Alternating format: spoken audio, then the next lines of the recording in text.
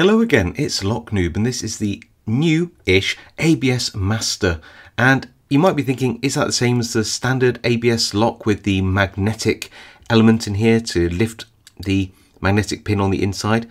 And you might be thinking, well, isn't that the magnetic pin? Well, no, this is actually slightly different. This is a not magnetic, sorry, this is a not magnetic, it's just a floating interactive element, which means that when this key is pushed in, this interactive element goes lower than any other sort of pins in the lock. So you literally have to push it all the way down, and it just makes this a particularly hard lock to pick. Far harder, I would say, than the standard ABS. Now, I've had a look on YouTube, a quick search, and I don't think I've seen anybody else pick this using just normal hand tools, flags, hooks, those kind of things, although there are dedicated 2-in-1 tools for the ABS Master. So yeah, let's throw this in a vise, let's see if we can pick it, and if we can pick it, we'll see if we can gut it. I'm hoping it won't be too hard to gut, we'll see. Okay, so tool wise I have a this will be a right-handed flag, I think, and we have a turning tool with a little pokey bit on the end which will engage the cam as well. And just going to turn it so it's more comfortable to me. Hopefully you'll still get everything on camera. Yeah, that's good. And we'll have a go at picking the pins first, the normal pins. So did I show you the bitting? I should show you the bitting. Look at this. That bitting is awful to pick. Such zero lift, the maximum height, zero lift, maximum height, almost maximum height, and then a medium before we get to that interactive element. So yeah, a real beast of a bitting, that one.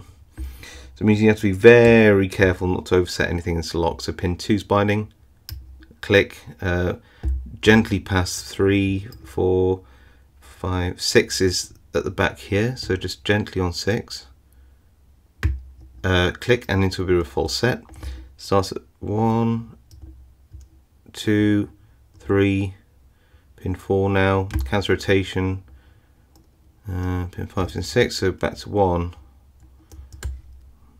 2, 3, 4, pin 5.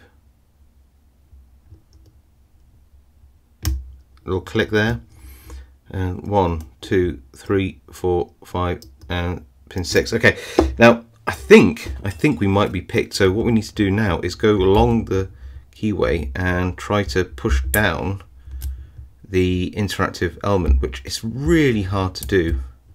I have found that this Peterson hook sometimes can get that in there, but it's a bit of a, oh, there we go, and we've got the open.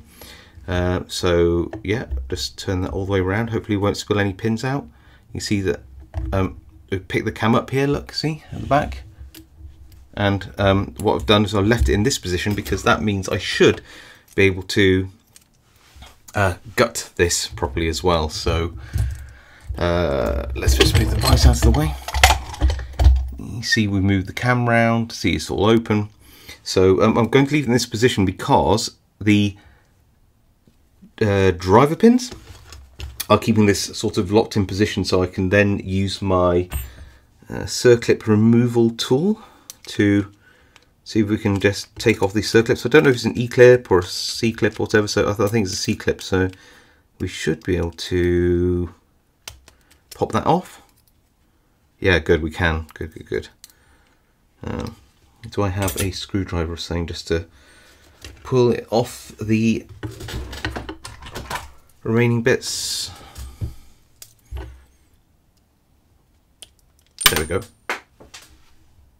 I've got no idea where that went. That just like flung itself across the room. Okay, so we're still locked up.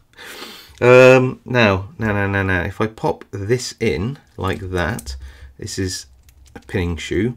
I'm hoping, I don't know whether this will work, but I'm hoping that we can get this down the keyway. To about there. Yeah.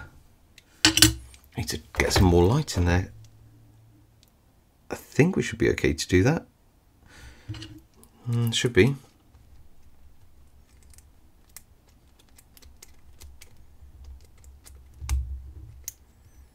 I don't like the way that's sat in there.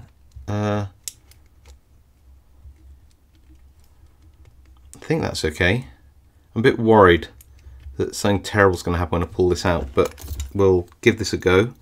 See, we'll pull that core out.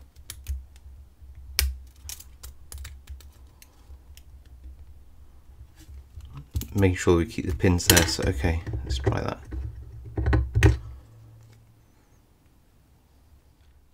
And something's happened to this side.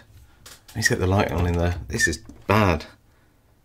There is a big old spool pin stuck right up into the keyway that I can see, but I don't know if I can poke it down. Yeah. This is going to be bad, but we'll just try and do what we can to rescue as much as we can of this, and we're just going to pull the core out and hope for the best, really. If it will come out. It just seems to be, it gets so far and it's sort of stuck. Well, I've got no idea what I've just done, but I think I've pretty much just destroyed this lock. I can't get this out. There's pins sort of on the inside of this somehow that just don't want to free up. This side is broken. I can't get this side out. I don't know what's going on at all. So, some pin must be stuck in there, and I can't turn that side. This side all stuck. It's a right old mess. It really is. Well, I'm sad to say the worst had to happen. I snapped the lock open. Now, this is sad in a way. I hate losing a lock like this, although this side will be fine and can be picked again. That's great, but I just like complete locks. And this was actually a kind gift, so I hate having to break this apart, but I absolutely messed this up. But that's okay, we can all learn from this. Hopefully, if you're watching this and you want to gut one of these, then you will learn all the things I've just learned. Okay, so number one, it's interesting to see that you've actually got in here what looks like an anti-drill piece of hardened steel in this position, which is not something I would have thought of. It broke away very easily. Now, why is this side absolutely messed up?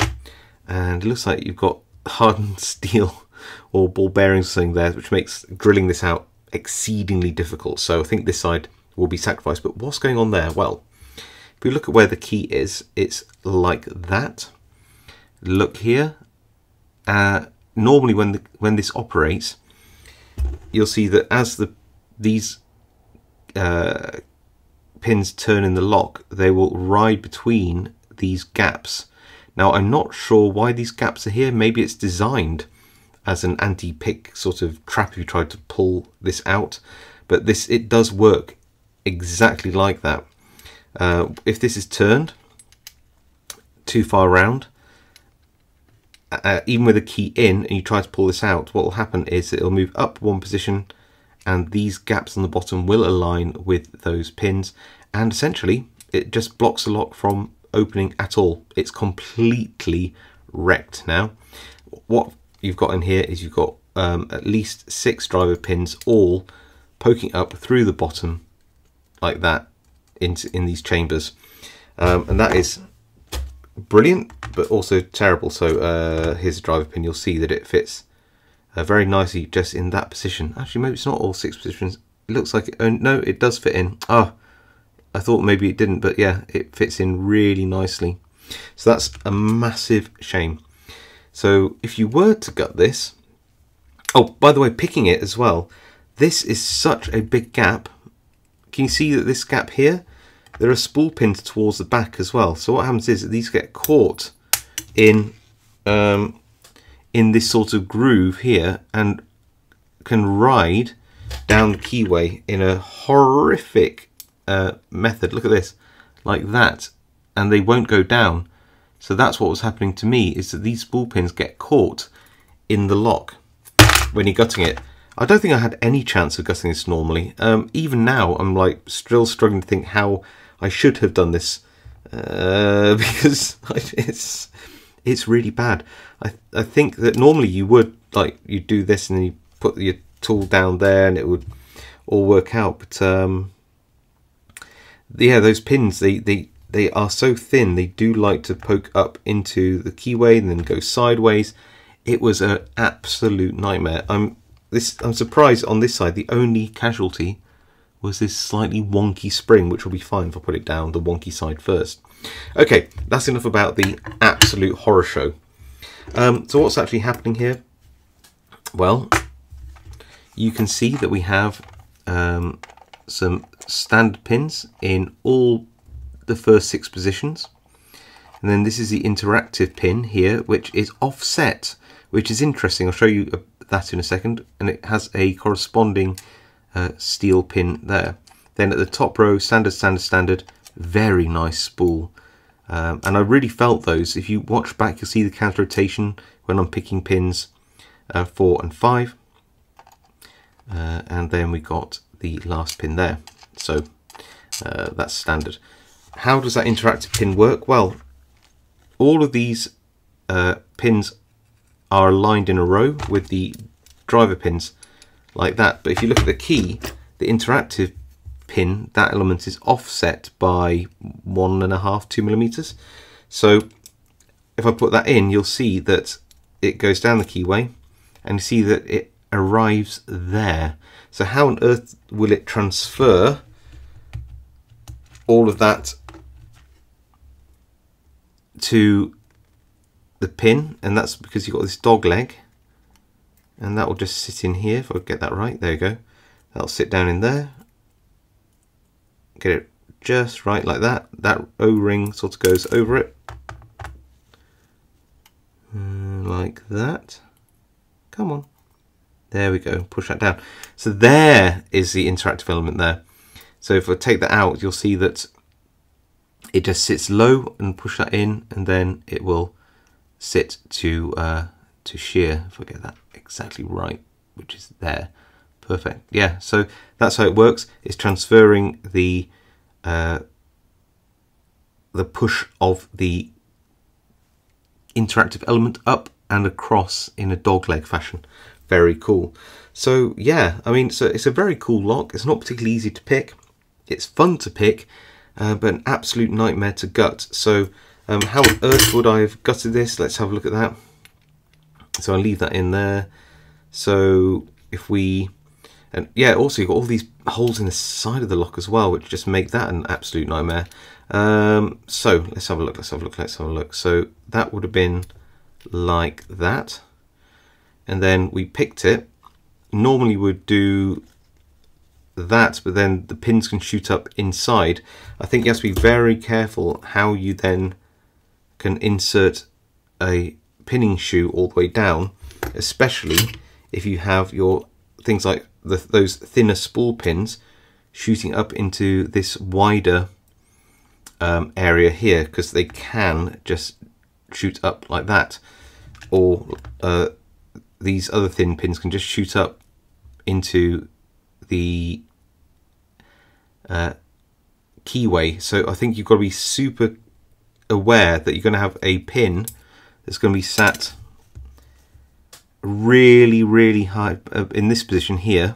You can have a pin sat there deep into the keyway, and you've got to make sure that you use a tool to poke it down like that, push it down, and then slide the pinning shoe in to the side of it. You've got room. And I didn't realize that. Had no idea that you had this massive gap at the back where the 6th pin will shoot up into the keyway. And of course, what happens then is you pull it forwards, and then the spool pins get trapped, and then you have to snap your lock like I did. So yeah, absolute nightmare, this lock. And there's so many holes around here. I think you've got to be like so careful if you ever get one of these. Do you know what? I'd be like, unless you really have to gut it, don't gut it. Just you know, be happy you picked it, move on. But if you have to, yeah, you turn it like that. You make sure you poke down all the pins using probably a slim tool like this. Get them all down. Then put your pinning shoe in like this, and alongside the pick, so everything's pushed down, and then you can withdraw it. But yeah, that's hard work. Hard work. Anyway, look. I hope you enjoyed that video anyway. The ABS Master, pretty tough pick, good fun lock. I hope you enjoyed the video. If you did, leave a like. If you have any comments, leave them below. I do read them all, reply to them as I can. Be warned, if you ever pick one of these, you haven't subscribed and want to see more videos like this, hopefully where I don't destroy a lock, then please do subscribe, and I'll see you all next time.